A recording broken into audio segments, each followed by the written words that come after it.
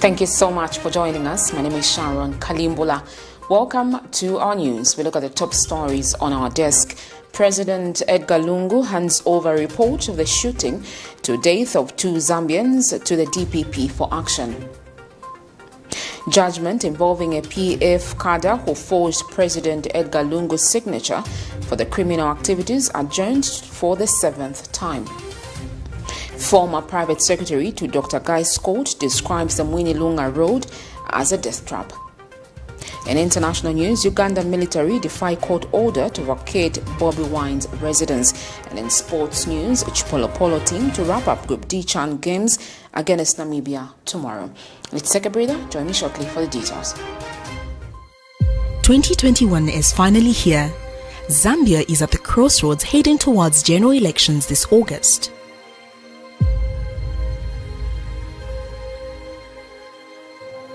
In the world where fake news, biased reporting on national issues has become the order of the day, in a world where social media in most cases spills lies and exaggerated information, insightful coverage, Zambia needs one media.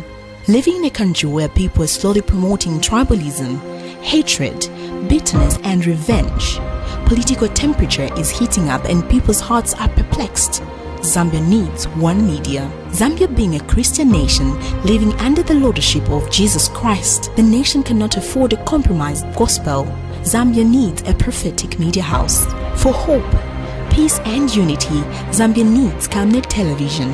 For non-biased, factual reporting, balanced opinion, accurate news coverage, Zambia needs Camnet television. For national projects and development of our beloved country Zambia, watch Camnet TV on channel 274 DSTV, channel 98 on GoTV and channel 106 on Topstar.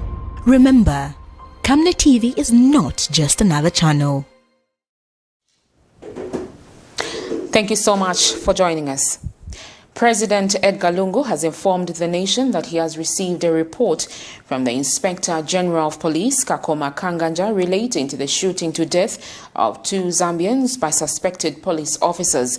President Edgar Lungu, in a statement through his press assistant, Isaac Chipambe, explains that he has since comprehensively studied the matter and submitted it to the Director of Public Prosecution, DPP, for consideration.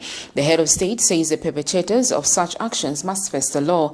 President Edgar Lungu, at the time of the shooting to death of the 2 Zambians, had left for Nyimba for a 4-day working visit on the 22nd of December 2020, while the UPND leader, Hakainde Hichilema, was summoned to appear before the police on the 23rd of December 2020 to answer to charges on how he bought his Kalomo farm 16 years ago. It was on this day that, in trying to disperse the hundreds of Hichilema supporters who accompanied him for solidarity, the 2 Zambians, namely a government worker identified as Sam Chipioka and a UPND member, Joseph Kaunda, were shot dead by suspected police officers. Meanwhile, the Lusaka High Court has dismissed with cause and action commenced by 2 Kalomo residents, Felunia and Milton Hatembo, against Mr. Hakainde Hichilema to prosecute the matter concerning a land transaction that occurred in 2005. In this statement, Feluna Hatembo, an administrator of the estate of the late Samson Siatembo and Hamilton Hatembo, sued Mr. Hichilema on allegations that he acquired and procured a farm in Kalomo, allegedly fraudulently or without consent of the administrators on behalf of the estate of the deceased. According to the ruling delivered by Judge Lombe Piri, the matter cannot be prosecuted as it has been time-barred. Judge Piri said the matter cannot be tried because of the limitation stated in the agreement at the time of the transaction. The court stated that the statement given by Philomena and Hamilton Tembo were not only conflicting but confusing, as in one breath a claim to be completely unaware of the acquisition of the property, and in the other claim that as far as they were concerned, they were only dealing with Mr. Bernard Mazuba. In their affidavit before the court, the plaintiff claimed that they did not assign any portion of the land to Mr. Hichilema and that they did not recall even assigning any portions of the farm apart from selling 190 hectares of the land assigned to Bernard Mazuba. The court, in its ruling, found the version of events by the plaintiffs leaves such to be desired to the extent of in-truthfulness. The court finds the plaintiffs were unaware of the transfer of property. In other news, Lusaka Chief Resident Magistrate Lamek Mwale has set 1st February 2021 as the judgment day in the case involving a man who forged President Edgar Lungu's signature after adjourning the judgment for the 7th time. This is in a case in which Richard Mutale, 47, a former PF Eastern Province Secretary, was charged with 11 counts, among them forgery, uttering of false documents, and obtaining money by false pretenses.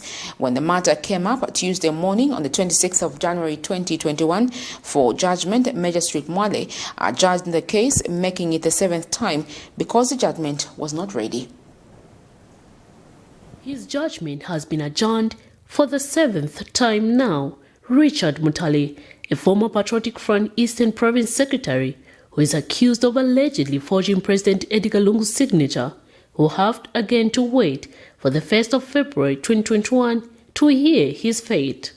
Slapped with 11 counts of forgery and uttering a false document which include forging President Edgar Lungu's signature on a land allocation document and that of then State House Press Aide Amos Chanda on a letter acknowledging an appointment with President Lungu. Anxiously as he might be to hear the court's verdict, it seems Mutale will have to be a bit more patient. His judgment is not yet ready, hence the court has adjourned the case for the 6th time without passing judgment, making today the 26th of January 2021 the 7th time. Mutale, who appeared before Chief Resident Magistrate Lamek Mwale for his judgment, was told to appear before court on the 1st of February 2021.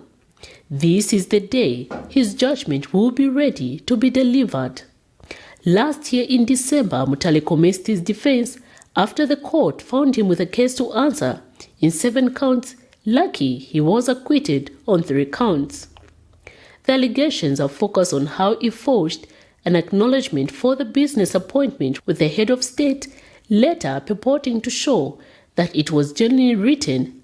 The allegations are focused on how he forged an acknowledgement for the business appointment with the head of state, letter purporting to show that it was genuinely written and signed by Amos Chanda, the special assistant to the president. He also faces the allegations of forging a land allocation document in Petauke, dated August 25, 2015, addressed to the acting district commissioner, purporting to show that it was genuinely written and signed by President Lungu.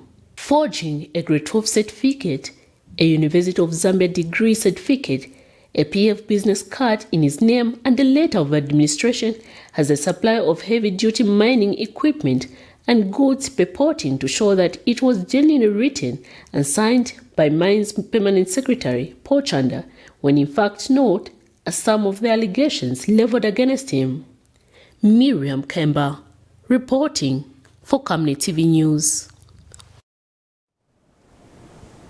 Bank of Zambia Governor Christopher Mvunga says Zambia risks being a dump site of international products if it does not produce quality products that competes on the international market. Mr. Mvunga told the Budget Committee meeting Tuesday morning that the trade and partnership agreements could have intended consequences that may negatively affect the Zambian market. The governor says such agreements may result in lower tax revenue through the abolition or substantial reduction of taxes in trade. He says trade and partnership agreements may also lead to potential job losses as less competitive industries may fail to survive due to increased competition and non-adoption of the changing business environment. An economic partnership agreement could have unintended consequences. For instance, the elimination of tariffs and non-tariff barriers and other restrictions on commerce may result in lower tax revenue through the abolition or substantial reduction of taxes on trade. Other concerns relate to potential job losses as less competitive industries fail to survive due to increased competition due to non-adoption to the changing business environment. I think I should emphasize here, Chair, that the whole purpose of these trade agreements is that it creates a very competitive environment. And therefore, for Zambia, we need to ensure that the quality of our products meet the international standards. Otherwise, they will not break through into the international market. So it's critical that organizations like Zambia Bureau of Standards intensify their monitoring mechanisms and setting of standards to ensure that the products that we produce locally meet the international standard in order to compete favorably on the international market. A financial analyst, Mambo Hamaundo, has advised the government to put aside politics and put a high premium on prudent economic management of the national resources. Mr. Hamaundo says government should be committed with its state sustainability pronouncements if it's to win the confidence of the International Monetary Fund, IMF, ahead of its meeting next month. The financial analyst says IMF support in the country will be very important as it will enable the country gain international confidence.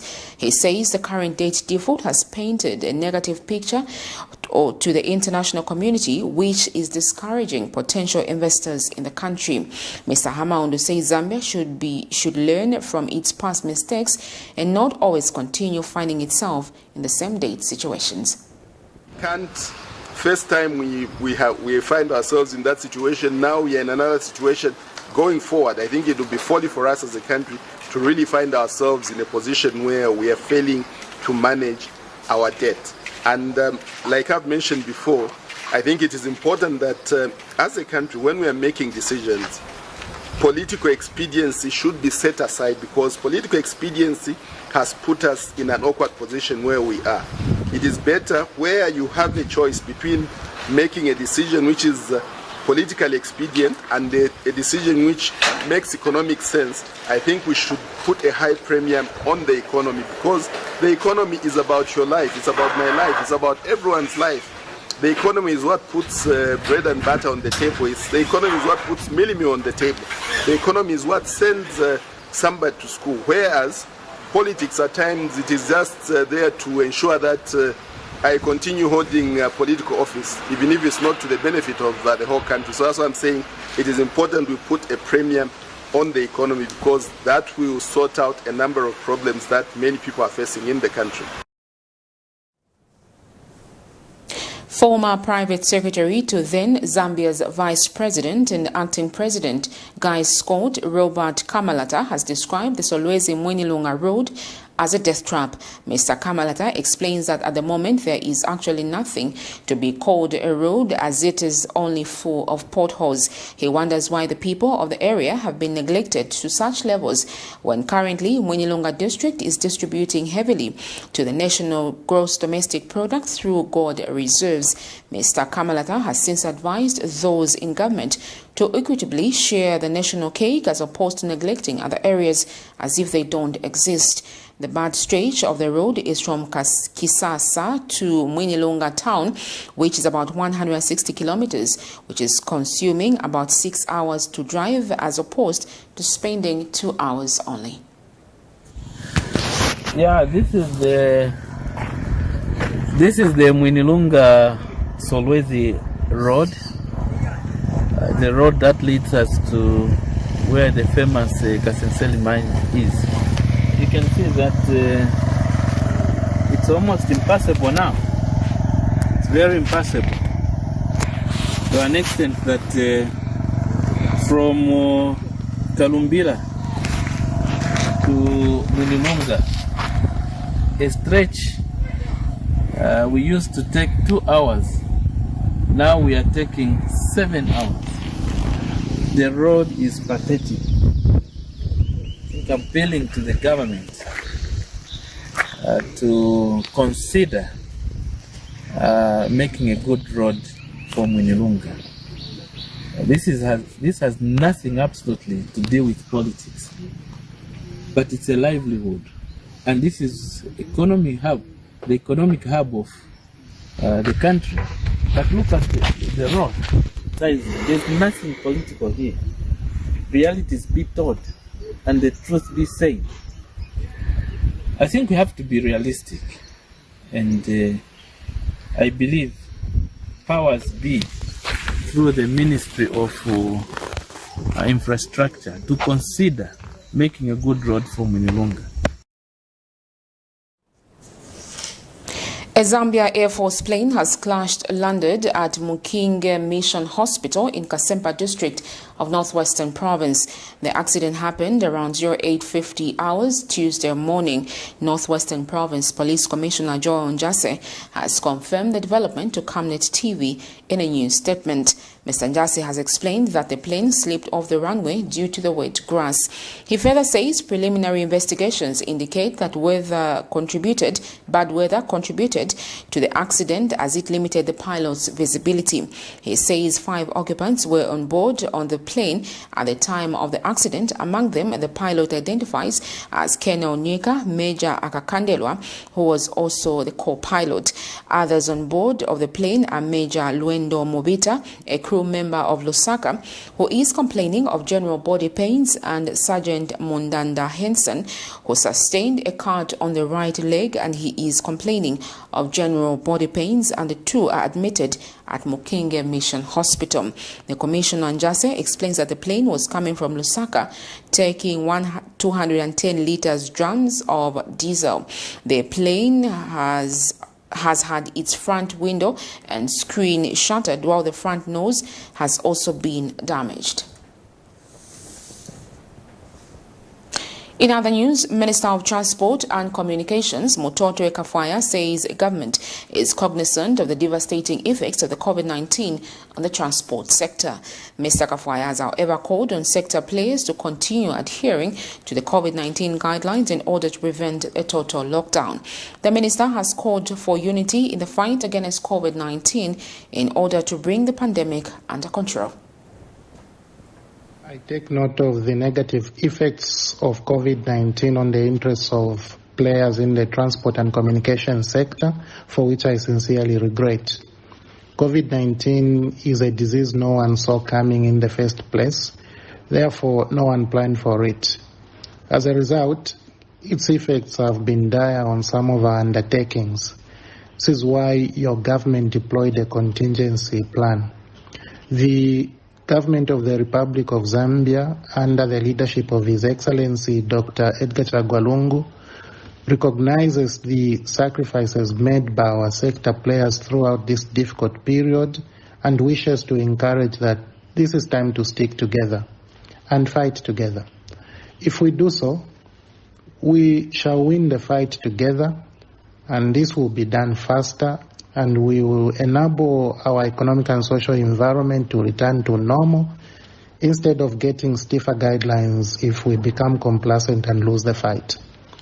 Your Ministry of Transport and Communications remains available to offer its utmost support to all players in the sector. Together, we shall emerge victorious. Please maintain social distancing. Wash your hands regularly or use an alcohol-based hand sanitizer. Avoid unnecessary movements. Always mask up when in public. Seek medical advice whenever you suspect you might have COVID-19. You're watching Camnet News. We take a break. Stay with us for more interesting stories. From time immemorial, we have had different types of lighting options, from those that can burn down our investments in minutes to those that dig holes in our pockets due to constant replacement and huge consumption of our ZESCO units. Savenda Electric introduces the new and advanced electric bulb with cutting-edge technology of LED that has low power consumption, gives out bright white light, and lasts up to 25,000 hours. Savenda Electric manufactures all types of LED light, like plastic LED fluorescent tubes, down lights, ceiling lights, outdoor fittings, and solar street lights made to customer specifications. Let's live on the bright side of life by choosing the wide range of Savenda electric lighting solutions that are available in all leading stores and supermarkets countrywide. For orders, call 0962 642 490 or email jnbunda@savenda.com or pchabula@savenda.com.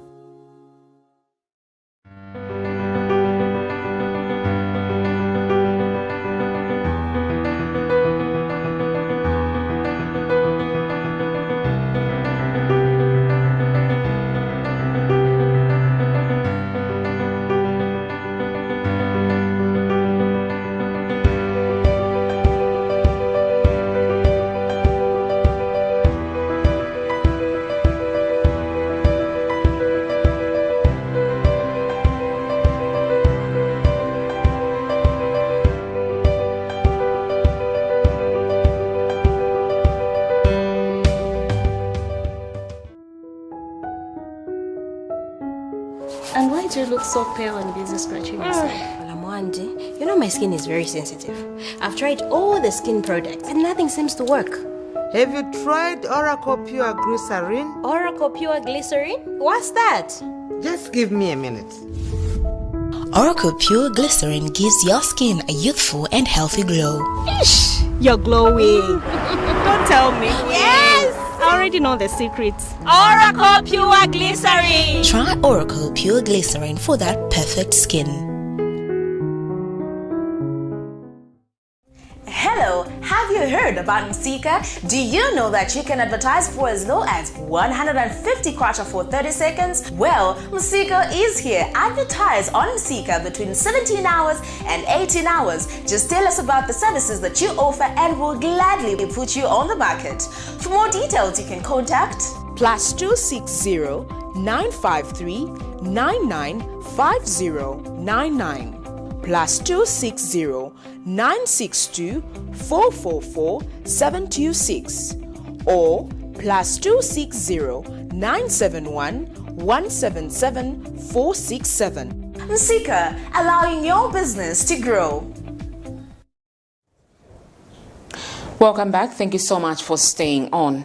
The opposition movement for multi-party democracy, MMD, has condemned some traditional leaders for getting involved in partisan politics. Party spokesperson Dr. Kefas Mokoka is concerned that of recent past, some traditional leaders have been openly endorsing President Edgar Lungu, a move he described as regrettable. He has told Camnet TV News that traditional leaders should not declare openly their support for the opposition or ruling parties as they create division in chiefdoms. He explains that traditional leaders must take into account the fact that they look after people who belong to various political groupings, hence the need to ensure that they uphold their dignity and be neutral on matters to do with politics. It's very unfortunate because in a chiefdom, common sense again would tell you that it's a setup of so many other interest groups. Others are non-partisan, others belong to different political parties. And we don't agree that one single person can wake up and make such statements that have endorsed politician A or politician B. Those things are long gone. They can't work in this country. Because the endorsement has to be accompanied with what someone has done on the ground. This is what is going to determine who gets the lion's share, and not just mere political statements which are being said. And we don't know what is causing our traditional leaders to be making such statements.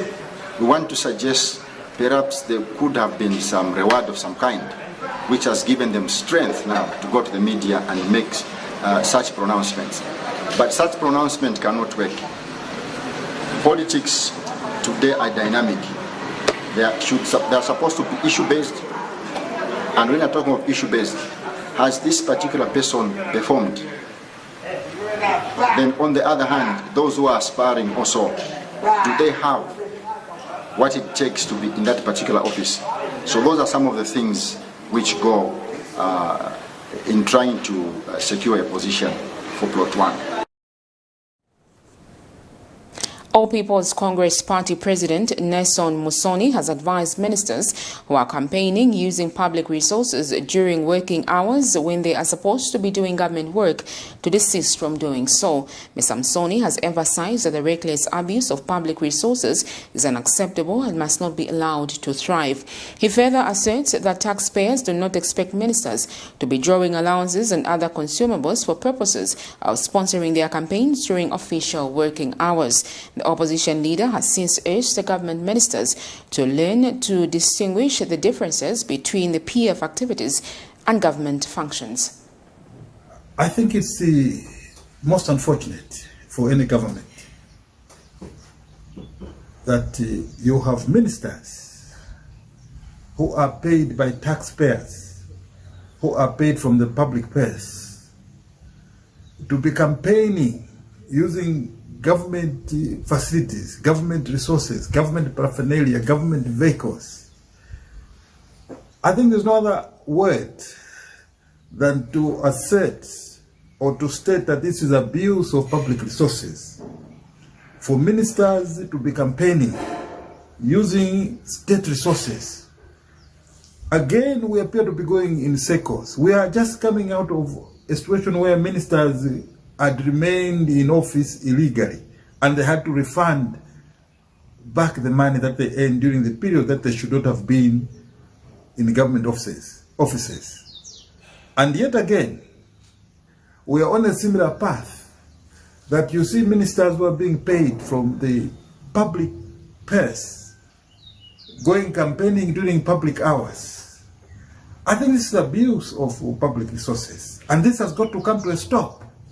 You can't have ministers going around campaigning using government vehicles and so on and so forth.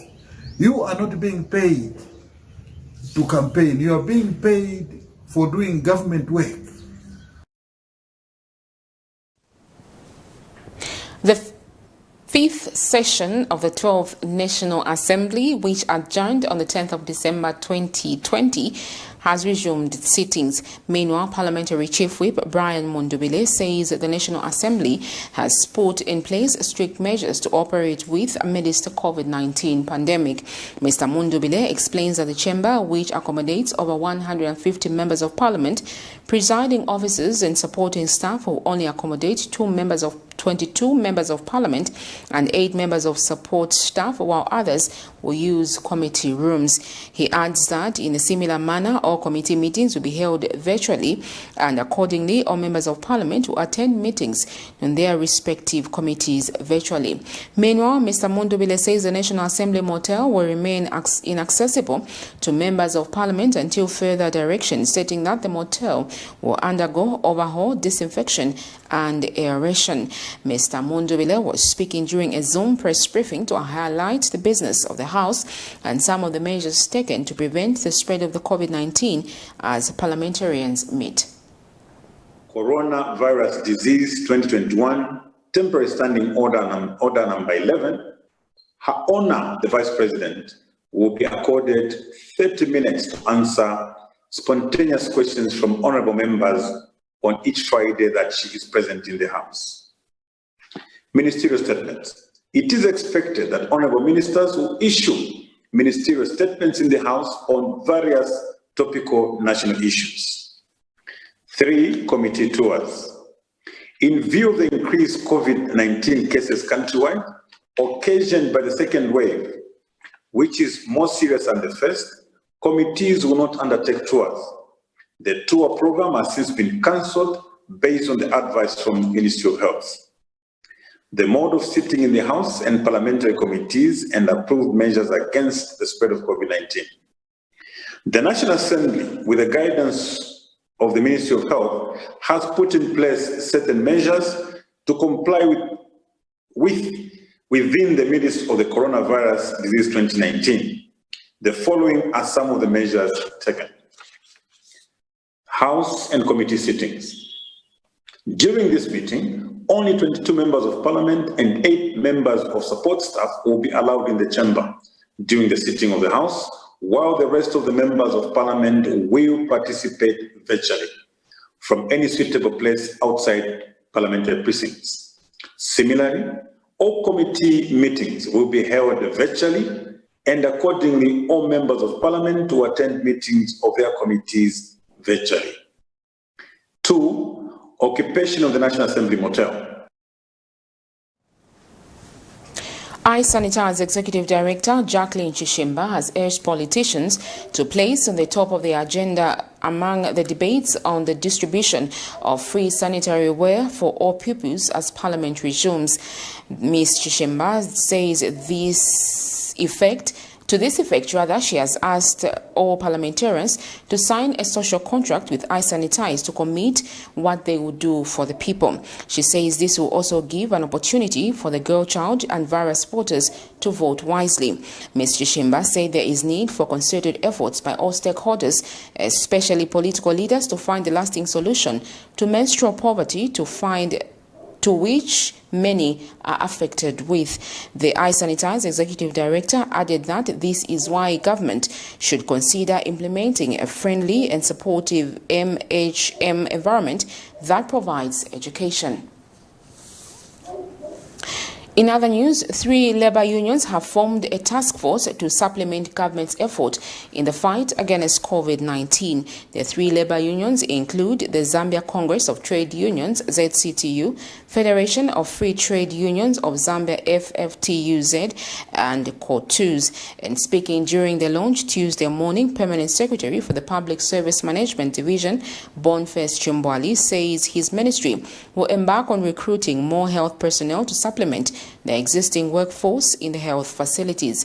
Mr. Chimbwali says government will establish offices and recruit psychosocial counselors that will work with the task force to look at the effects of the COVID-19 at workplaces. And the task force chairperson, Inambao Sitwala, says the COVID-19 is not controlled. If the COVID-19 is not controlled in the country, it will collapse the economy and lead to more job losses. Details in this.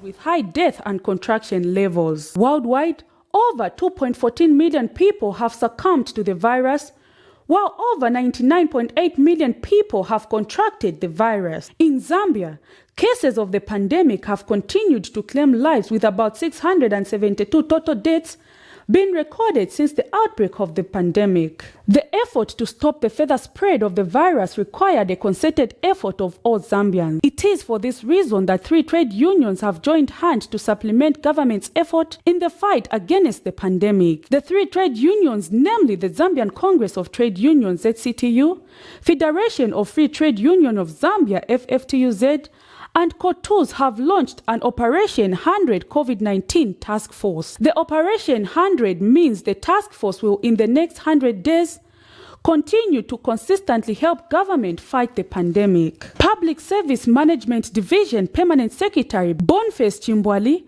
was guest of honor at the launch. Sector, I can confirm that we are speedily embarking on the recruitment of additional staff to supplement the existing staff in the hospitals and clinics. We will be establishing offices which I hope will work with your committee at the place of work. We will be recruiting psychosocial counselors, particularly for them to help look at the psychological impact of COVID at the place of work. This is an important part of the arrangement towards ensuring that the place of work, the worker continues to be prepared. COVID has no boundary. But for us as government, as employers, we have a duty to ensuring that work continues. From the usual lobbying of salary increments and better condition of service for its members, the task force chairperson Inambao Sitwala says the union cannot stay idle and watch its members lose jobs while the economy collapses, hence the need to work together with government at ensuring COVID-19 is defeated. We have come here to launch the task force, and the main aim of launching the task force is basically to supplement the efforts of government in fighting the pandemic. And with us, we have come as labor movements, affiliates of labor movements that have come up with this initiative so that we can assist government to fight and end the pandemic. And this task force was, it came up because it's a response towards the high numbers of the COVID positive cases that are coming out, and we are concerned as labor movement affiliates. And task force spokesperson Kampamba Tembo says the fight against COVID-19 is a responsibility of all Zambians. As the labor movement, of course, under the 3 mother bodies, ZCTU, FFTUZ, and of course the COTUZ, labor movement came together with this initiative of coming up with the Operation 100 COVID-19 task force, so that some effort can be concerted to what is happening. And in this case, we are simply implementing what government. The task force will also demystify the reality of COVID-19 pandemic and promote behavioral change through suitable and appropriate media platforms to the general public. Prudence Chota for Camnet TV News. Meanwhile, Health Minister Jonas Chanda has encouraged Zambians who present symptoms of COVID-19 to quickly visit health facilities. Dr. Chanda says the demand for oxygen has increased as the second wave of the virus requires oxygen to manage, and it's important for patients to visit health facilities early. He says government is engaging its partners, who include the United States and the European Union, in order to invest more in the provision of oxygen. And the minister has announced that in the last 24 hours, the country has recorded 12 COVID-19 deaths with 1,476 new positive cases out of the 11,683 tests conducted. 24 hours, Zambia has recorded 1,476 new cases. The last 24 hours, Zambia has recorded 1,476 new cases, out of a total of 11,683 tests performed. That represents a positivity rate of about 12%. So what we've seen is that we had a positivity rate at one time of 18%, but now it's between 10-12%. However, that should not give us room to let down the guard or to relax. The battle is still on. Approximately 98% of the new cases have been identified from our hospital and routine screening and from contact tracing activities.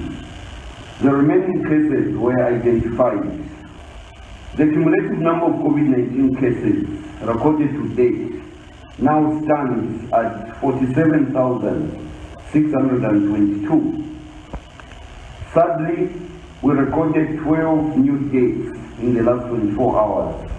We recorded 12 new deaths in the last 24 hours.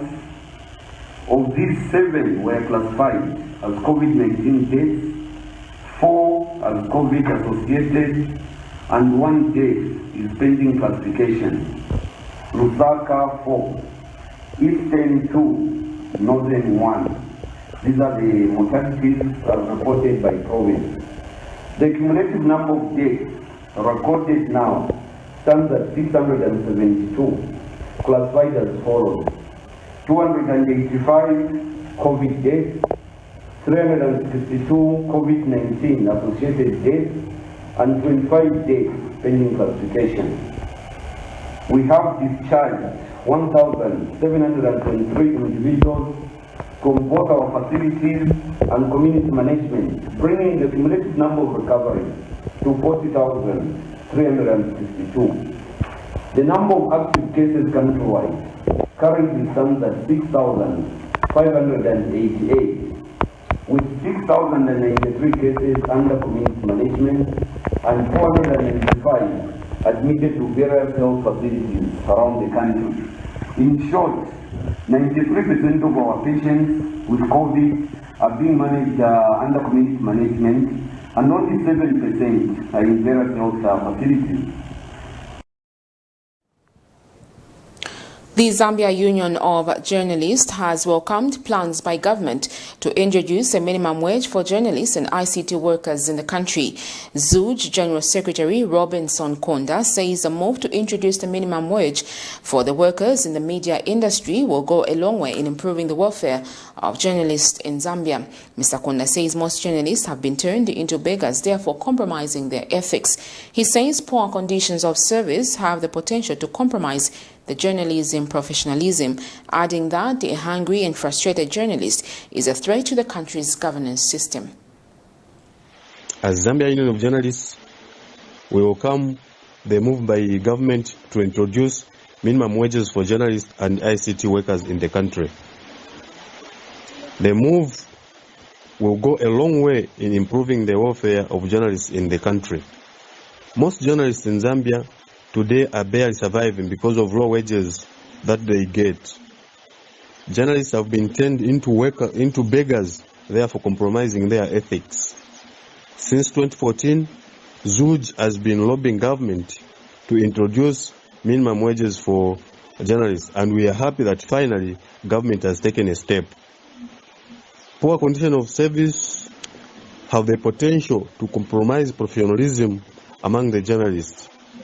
A hungry and frustrated journalist is a serious threat to the country's governance system. Journalists in Zambia are among the lowly paid employees. Therefore, would like to thank government for its commitment to improving the welfare of journalists in the country. It is sad that some private media organizations pay journalists and the other employees as low as 500 kwacha as monthly salary. As a union, we are ready to work with the government closely to ensure that the policy is implemented successfully. The Zambia National Men's Network for Gender and Development has called on the Minister of Finance to facilitate adequate funding towards the Zambia Police Service under the Victim Support Unit. In an interview with Camnet TV, Network National Coordinator Nelson Banda says the country keeps recording high cases of gender-based violence as espoused in the quarterly police reports, which is a clear indication that the police service is failing in its duties of protecting life and property. Mr. Banda notes that most areas, especially rural areas, have no police presence, which makes it easy for perpetrators of GBV to get away with it, as most of the cases go unreported. Mr. Banda has since attributed to the police low performance with regards to the fight against GBV to lack of capacity in terms of transport to reach the victims and infrastructure to ensure that various places are secure. Is a call to the Minister of Finance, okay, as the chief government provider of funds, to equip the police with the necessary funding to enable them to purchase adequate transport. Okay, they need transport, they need trained personnel. They need to adequately, update their skills in terms of investigations. They also need equipment, cameras, gloves, and other logistical supports. So this can only be done if the Minister of Finance provide adequate funding to the Zambia Police Service, the Victim Support Unit in particular, because these statistics that the police are giving us is a clear indication that the police are dealing with complex cases. These statistics which the police are giving us, they should do something. The government must do something. Okay? And I'm happy that the police are giving these statistics, but they need to speak to the government. What is the government doing when they hear these statistics? Okay, when they hear the police giving those statistics, it should not be business as usual. The government need to get involved. And how does the government get involved? The Minister of Finance is the one that should step in to provide resources. Still to come as international and sports news, let's take a break. Dr. Bigron, musaibala komutienda okuni gift na land. Uchenkubeti uibise mojo basaione. Oh! Mwina moshi, nakuletera njinga. Latest inaluvesigia na mawaipa. Difficult ya shidia njinga, liamu 19 pendefcon. Transport, we got it. Nanga phone for communication. Ipu sana chizungu. Yeah, you see what I mean? It's a camera, difficult. It's communication. We got it. Inemomi! Powerful system ndimba X-Buzz. Mufumile kukalale na mnaimo muli bakumushi. We got it.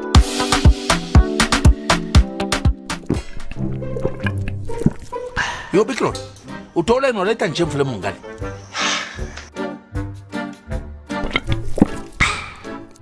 Ngecho wachira pose na nshitachishi. 1, 2, 3, both of you. Kabala ngempanga. Don't be stupid.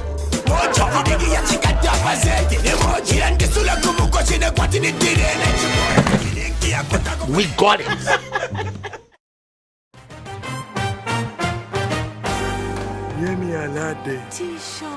Can I have that meal over there? And I really want that crispy, fresh apple taste from the garden.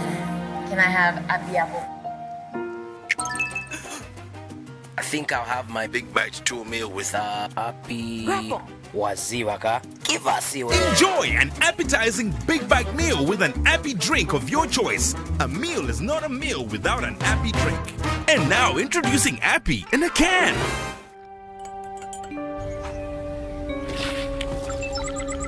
The Cowbell Choco formula has been stolen. Get it back at all costs.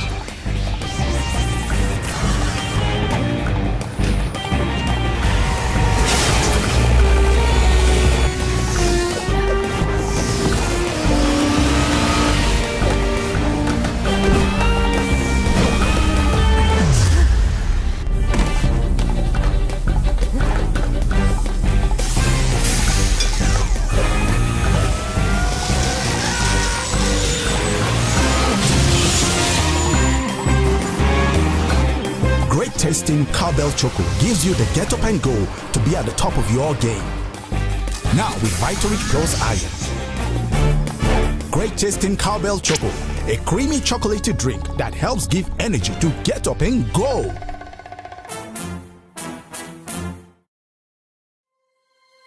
"2021 is finally here. Zambia is at the crossroads heading towards general elections this August.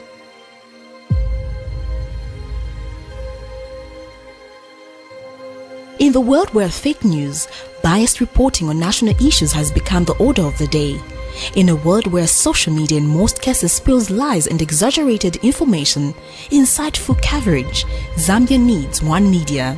Living in a country where people are slowly promoting tribalism, hatred, bitterness and revenge, political temperature is heating up and people's hearts are perplexed. Zambia needs one media. Zambia being a Christian nation living under the lordship of Jesus Christ, the nation cannot afford a compromised gospel. Zambia needs a prophetic media house. For hope, peace and unity, Zambia needs Camnet television. For non-biased, factual reporting, balanced opinion, accurate news coverage, Zambia needs Camnet television. For national projects and development of our beloved country Zambia, watch Camnet TV on channel 274 DSTV, channel 98 on GoTV and channel 106 on Topstar. Remember, Camnet TV is not just another channel. Welcome back. Thank you so much for staying on. In international news, military and police in Uganda have defied a court order to vacate the home of opposition politician BOBI Wine. Mr. Wine has been under house arrest in the outskirts of the capital Kampala since voting in the presidential election 11 days ago. Monday's ruling by the High Court in Kampala comes after a petition by BOBI Wine's lawyers. The state argued it needed to prevent him organizing protests, but the High Court has now ruled that BOBI Wine's detention was unlawful, with Justice Michael Elobo telling the court it was also an infringement of his personal liberties. The court said if BOBI Wine had committed any offense, he should be taken to the authorized detention center. The army said it would respect the ruling, but has yet to withdraw its troops on nearby roadblocks. But as of Tuesday, 26th of January 2021, the security wings were still at Mr. Wine's house and could not allow him out of the house. A Ugandan court has ordered security forces to stop surrounding the home of opposition leader BOBI Wine. The restrictions imposed on the applicant are unlawful. Wine, who rose to prominence singing against nepotism and corruption, has been blocked from leaving the compound since returning from voting on January the 14th. Incumbent President Yoweri Museveni was declared the winner of that election. Wine, also known by his birth name Robert Chigalani, rejects the results, alleging fraud, which the government denies. Wine's lawyer George Musisi said on Monday that the judge had ordered the state and its agencies to immediately vacate Wine's property and that his right to personal liberty should be immediately reinstated. Because a court order becomes binding as soon as it's pronounced, we are optimistic that the state will comply, but still if it doesn't, we shall use all other legal remedies to see that we hold the officers who are not complying in contempt personally. A spokeswoman said Uganda's military was aware of the court order and would comply, without specifying when the soldiers would leave. Wine had previously complained of a lack of food and milk for his wife's 18-month-old niece, who was in the house with them. Security forces had said they were making daily deliveries of food, and that Wine's home was surrounded for his own protection.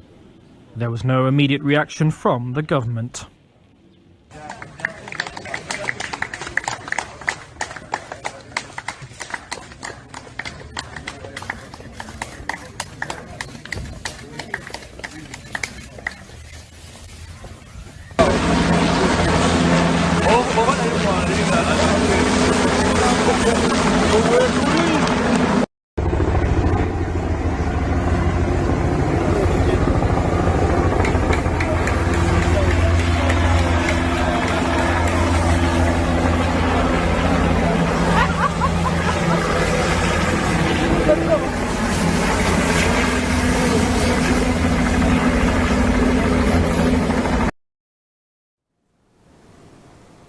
We go straight into sports news.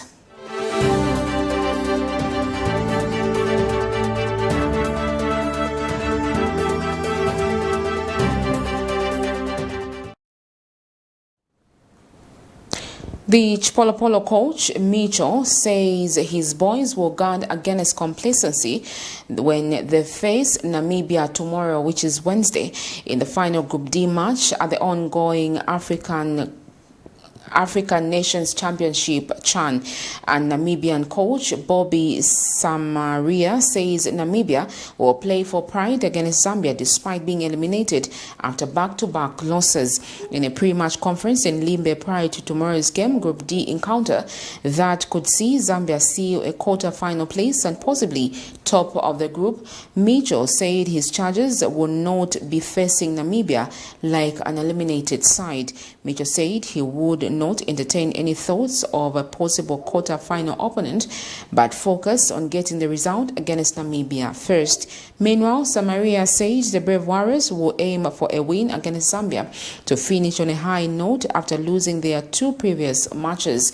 Group D would be decided tomorrow, Wednesday, with Zambia playing bottom place Namibia while Guinea takes Tanzania. Both matches will kickstart at 21 hours Zambian time, with the top two teams qualifying to the quarter-finals. Okay,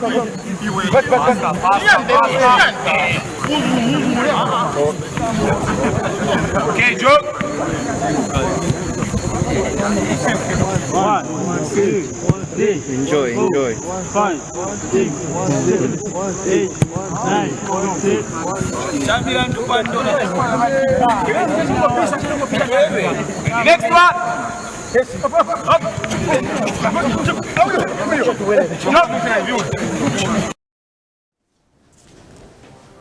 On that note, we end our news. The headlines once again. President Edgar Lungu hands over reports of the shooting to death of 2 Zambians to the DPP for action. Judgment involving a PF cadre who forged President Edgar Lungu's signature for criminal activities adjourned for the 7th time. And former private secretary to Dr. Guy Scott describes the MWINILUNGA road as a death trap. In international news, Uganda's military defy court order to vacate BOBI Wine's residence. And in sports news, CHIPOLOPOLO team to wrap up Group D CHAN games against Namibia tomorrow.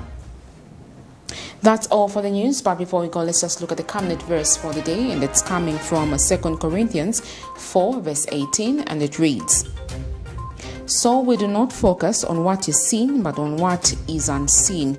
For what is seen is temporary, but what is unseen is eternal."